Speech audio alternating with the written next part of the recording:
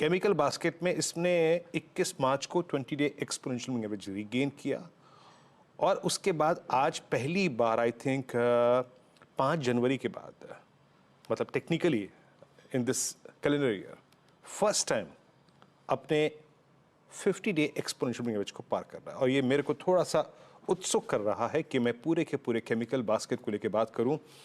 एक बार मेरे स्क्रीन पे यह नवीन फ्लोरिन आ गया डे हाई पर। Let's bring SRF.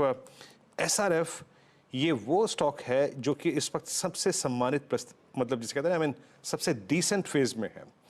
Anuj, SRF हमने जब हिस्टोरिकली इनफैक्ट एक काम करते हैं, प्राइस भी लेते हैं पहले नवीन फ्लोरिन पे।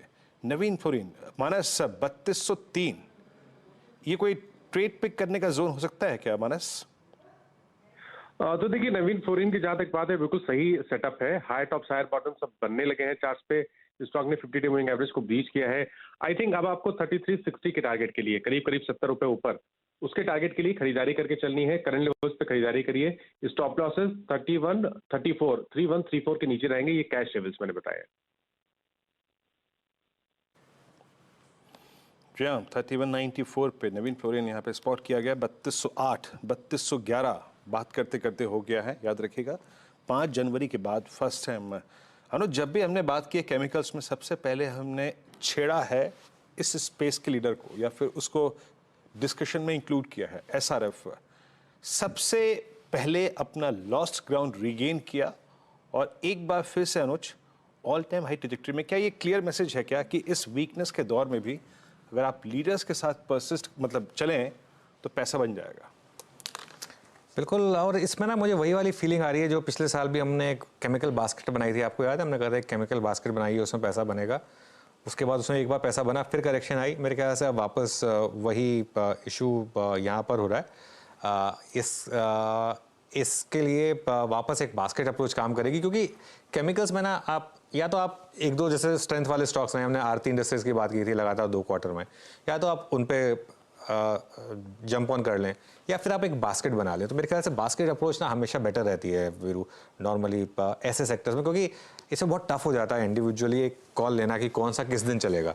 और नॉर्मली यही होगा कि जो आप ले लेंगे वो नहीं चलेगा, बाकी चलेगा। तो इसके लिए बास्केट अप्रोच बेटर रहेगी यहाँ पर। बास्केट अप्रोच बेटर रहेगी। एसआरएफ पे व्यू लेते हैं मानस। एसआरएफ पे व्यू क्या है आपका इस वक्त? तो देखिए एसआरएफ पे व्यू भी बहुत पॉजिटिव है। कल ही स्टॉक ने ब्रेकआउट दिखाया था, 2600 रुपए के ऊपर निकला था।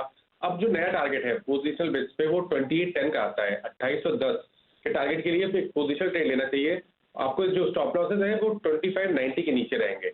दूसरा ऑप्शन भी है, एसआरएफ के ऑप्शन में आप खरीदारी कर लीजिए, जो कि मेरे ख्याल से अब आपको खरीदना है 2660 का 2660 का कॉल ऑप्शन। 78 पे ट्रेड हो रहा है।